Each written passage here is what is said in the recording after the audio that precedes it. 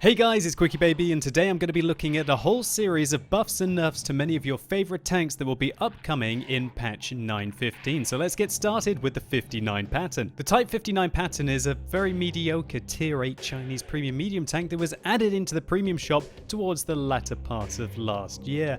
And because of gigantic cupolas making it very easy for your opponents to be able to dish out a huge amount of damage to you, it never really was truly successful. In patch 9.15, the Type 59 pattern will have its maximum reverse speed increase from 16 km an hour to 20, while its view range will increase from 370 to a whopping 400 meters. This means that the Type 59 pattern will go from having one of the worst view ranges on any tier 8 medium tank, with only the T-54 first prototype having a worse view range at 360, now up into the top 4, because there are only 3 tier 8 medium tanks that have 400 meters view range. And when you think about it, it kind of makes sense. What vehicle with this much of a cupola that seems to have such a large area of the tank dedicated to being able to spot its opponents would have the second worst view range on its same tier and class? The aim time of the tank will also be buffed from 2.5 seconds to 2.3 seconds. And the vehicle is also getting a slight buff to its rate of fire, going from firing 7.89 rounds a minute up to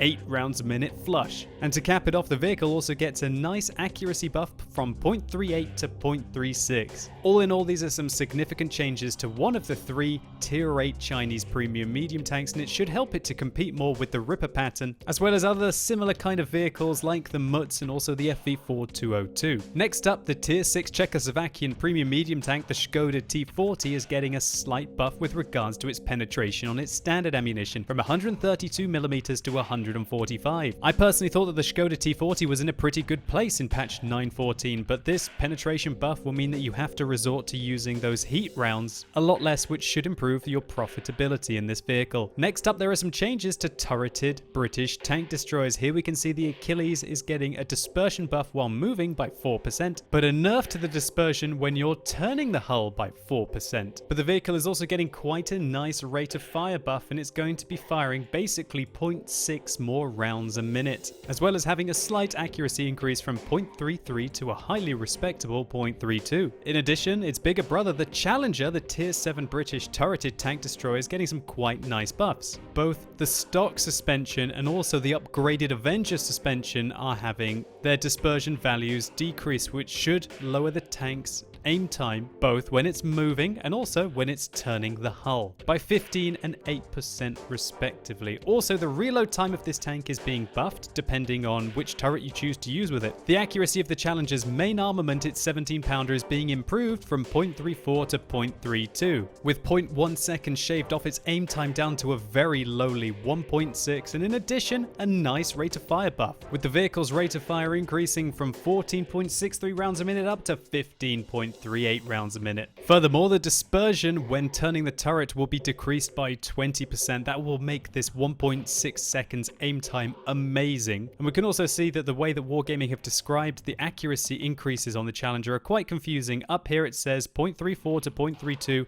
and down here it says 0.33 to 0.3. I presume that this is when you use the stock turret, and this is when you use the Avenger turret. All in all, this is a very significant buff to the Challenger, but whether it's going to be worth picking up again and playing not just to grind through to get to the awesome Charioteer is to be seen. Next up, a vehicle that you probably have never heard of, the A32, which is a tier 6 premium Soviet medium tank, which was awarded to those that pre-purchased the game way back after closed beta, is getting a buff, and look how ridiculous the accuracy calculation was back then, hey, in 2011. It's 0.525714, 285714, 286. Accuracy is being improved to 0.44. And it also looks like they're replacing the heat round ammunition that this vehicle can use, which bizarrely only has 9mm more penetration than the standard AP rounds on this tank. Lovers of the tier 8 Soviet light tank, the T-54 lightweight, will be disappointed with the next patch, and that's because overall it is getting a nerf, which is bizarre when you think the Wargaming buffed it, then nerfed it, buffed it, and now they're nerfing it again. They really can't make their mind up, and I guess that's just because this tank is so novel. The rate of fire of this vehicle is being decreased from 8 rounds a minute all the way down to 7.2 rounds a minute, and I think this is a little bizarre when you already consider that the T-54 lightweight has worse DPM than many of the other top tier Tier 8 competitive light tanks. And I really think that the T-54 lightweight will struggle with its new DPM, which is barely over 1,800. Wargaming, however, are buffing the aim time of the vehicle slightly from 2.2 seconds to 2.1 seconds, but that doesn't make up for a loss of 10% rate of fire. It's like the equivalent of losing your gun rammer. But this nerf to the T-54 lightweight pales in comparison to what Wargaming are doing to the T-22 medium tank. You know, the rigger's dream? Look at all of these red bars, guys. The traverse speed is falling from 54 degrees a second down to 40. The dispersion on the move is being increased by 50%, and when turning the hull by 50%, and its crossing capacity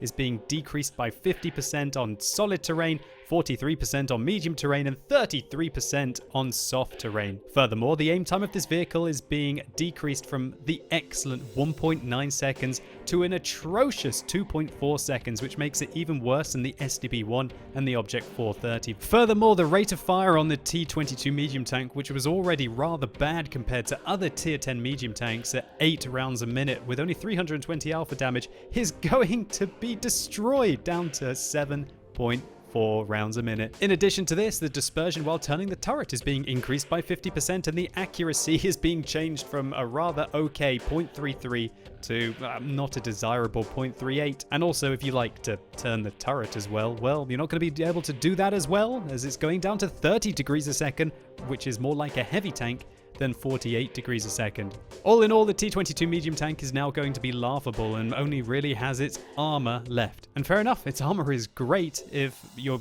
dealing with knowledgeable opponents that don't know where to shoot you. But this dramatic nerf, which is probably the most brutal in the 5-year history of World of Tanks, just goes to show that the T-22 was overpowered. Next, another rather rare vehicle, the Panzer V Alpha, is getting some love. The cost of its camouflage is being reduced. Okay, whatever, Wargaming. But now this is actually quite interesting.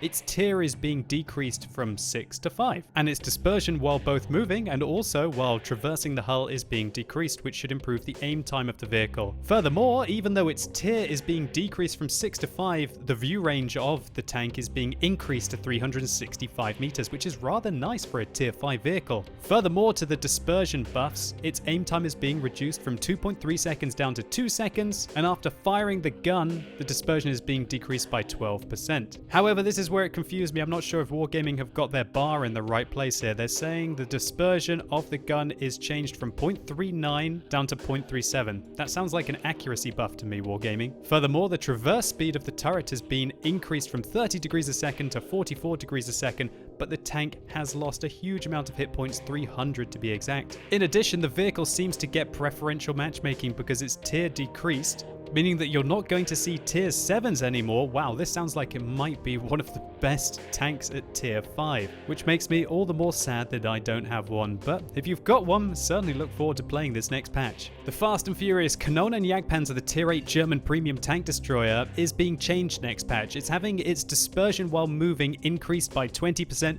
as also while turning the hull. But to counteract this, its aim time is being reduced from 2 seconds to 1.8 seconds, which should kind of balance each other out. But what we're going to see is that when you're stationary in your Kanonen Jagdpanzer, you're going to be a lot better off with regards to your aim time, but have a little bit more bloom when you're using the excellent mobility of the tank, which is a bit disappointing really, because it's going to be less accurate on the move, I presume. But thankfully the penetration, which was very mediocre at 212 millimeters, considering this vehicle can meet tier 10 tanks, that's not very good, is being increased to 238 millimeters, which should mean that you have to resort to firing those heat rounds just a little bit less. What's absolutely bizarre is that Wargaming haven't buffed the heat rounds on the Kanonen Jagdpanzer. They will be staying at 250. And that's very weird to think that the AP rounds are going to be up to 238, while you have to pay so much extra to only get 12 extra millimeters of penetration to fire heat, which are pretty much only going to be useful at very long ranges when you can hit flat armor. Next up, another premium tank destroyer, this time the tier 7 American Scorpion, is getting much love, which I think was very needed because this was one of the most mediocre tank destroyers in the game. The dispersion while moving and turning the hull is being decreased by 12%, which should make this vehicle better at engaging opponents while moving, and also now this is a huge buff to any tank destroyer. its reverse speed is being increased from 12 kilometers an hour to 17 kilometers an hour. And that is simply massive because that was one of the main things that was hampering this vehicle. It really is a ridgeline warrior. It's got 10 degrees of gun depression and this tiny little turret that's quite hard to hit. But it's hard to get back down the ridge or be able to avoid your opponents from ramming you or flanking you when you can only go as fast backwards as many gigantic tier 10 tank destroyers. Furthermore, the aim time of the 90mm gun that the Scorpion gets is being improved from 2 seconds to 1.9 seconds, and a massive buff to the dispersion when turning the gun, which is being decreased by 29%, should make the M56 Scorpion just so much more flexible and quickly be able to snap some shots out and hopefully then be able to pull back behind the ridgeline. The M56 Scorpion, while it's still going to have terrible DPM, which I think might have needed a little bit of love, is at least going to be worth a look and perhaps grinding out some crew experience or maybe even some credits in patch 9.15. The tier 8 American premium medium tank, the T95E2, which is the recruiter friend reward, is also getting buffed in patch 9.15. Its dispersion when moving and also while turning the hull is being decreased by 36%. That is massive. That should make this tank so much better at firing while moving and while turning the tank. That's a very dramatic buff. And also the view range is going up to best in class, at least at tier 8 medium, up to 400 meters. So it will be on par with the 59 pattern and also vehicles such as the Pershing and the Centurion. One thing that's also very nice is the turret traverse is being increased from 32 degrees a second to 44 degrees a second, so you should be able to quickly re-engage your opponents. Fans of the T95E6, which I believe was a Clan Wars reward tank, will be very happy that it's finally getting some love. The crossing capacity of the vehicle is being improved both on solid terrain, medium terrain, and soft terrain, which should make it very much more mobile. Also, the aiming time is being improved from 2.3 seconds down to 2 seconds, and the accuracy from 0.4 to 0.38. All in all, a very nice solid buff to this tier 10 reward medium tank, but I'm not sure if this really brings it up to the M48 pattern level. Next up, Japan. There are some quite significant changes to some low tier Japanese heavies. The Type 91 heavy, that tier 3 Japanese heavy tank, is getting some significant buffs. It's having dispersion values lowered while both moving and also when turning the hull on both of the suspensions that the vehicle gets, while the reload time of both the 47mm gun and the 7cm gun are being improved, and the aim time of the 7cm derp gun is being enhanced from 2.8 seconds to 2.6 seconds, while its accuracy is being increased from 0.52 to 0.48. Next up, the tier 4, the Type 95. Well, similar kinds of stuff here. The aiming time of the 7cm gun is being reduced significantly, while the 7.5cm gun is also getting some love with a tiny little reload buff to the vehicle, but a nice big dispersion buff and also a tiny little health buff. Should make the Type 95 just that little bit better. And now, probably more significantly, what is happening to the tier 5 OI Experimental, which was frankly a completely overpowered tier 5 heavy tank. Well, its traverse speed is being decreased from 24 to 22, while its dispersion while turning the hull is being increased by 10%. Furthermore, the aim time, if you choose to use the 10cm gun, is being increased from 2.6 to 2.8 seconds, and its reload time is being increased from 9.7 seconds up to 10 seconds. If you choose to use the big derpy gun, the 12cm, then your aim time is also being significantly increased, your rate of fire is being nerfed, your dispersion is being nerfed massively by 29%, while your aim time is also being increased, and even the traverse speed of the turret is being decreased from 26 degrees a second to 22 degrees a second. This is a very worthwhile and necessary nerf to a frankly overpowered tank that was kind of destroying the low tier matchmaking. In addition, the OI, its bigger brother, is also being nerfed. Its traverse speed, which was already pretty bad at 22 degrees a second, is falling to 18 degrees. And I'm not sure if Wargaming have made some typos here, but they've said that the dispersion on the move is being increased, but the dispersion when turning the tank is being decreased? We'll have to see which one's correct. But the reload time, if you choose to use the 10cm gun, is being increased. The dispersion on turning the turret is being increased by 14%. And if you choose to use the 15cm derp gun, well, its rate of fire is being slightly nerfed from 25 seconds reload up to 26 seconds reload, with an additional dispersion nerf and also a traverse speed nerf of the turret and a slight health nerf from 970 down to 950. Again, a necessary nerf as this tank just preys upgrade on every single tier 4 and tier 5 tank. So what about the Japanese Tiger? Well, it's getting a penetration buff a lot like the Škoda T40, from 132 to 145, so that should make this tank just a little bit cheaper to play. And finally, there are some changes to the tier 8 Japanese premium medium tank, the STA-2. Unfortunately, it's getting quite a significant rate of fire nerf. Previously, the STA-2 fired 8.45 rounds a minute, which was one of the best outside of the Panther 88. Now, however, it's only going to fire 8 rounds a minute. That is quite disappointing, as this meant that you could quite often shoot other tier 8 medium tanks twice very comfortably and then be able to pull back round the corner, whereas now you're gonna pretty much have the same rate of fire as every other tank, apart from some of the really low DPM vehicles like the Type 59, the Pershing, or the FV4202. However, to make up for this, the STA-2 is getting a slight dispersion buff after firing a shot, although that's not really as useful as when turning the turret in my opinion. And also the penetration on its standard rounds is being massively increased from 186mm up to 212. That is gigantic, and that should mean that the STA-2 bounces far fewer shells, or at least has to resort to firing its excellent heat rounds far less, which should make the tank more profitable. But frankly, I think this is overall a nerf to the STA-2, and I'd rather have the excellent rate of fire that the vehicle had than having slightly more penetration on my AP rounds. But then again, for players who refuse to fire any premium ammunition, this is kind of neither a buff nor a nerf.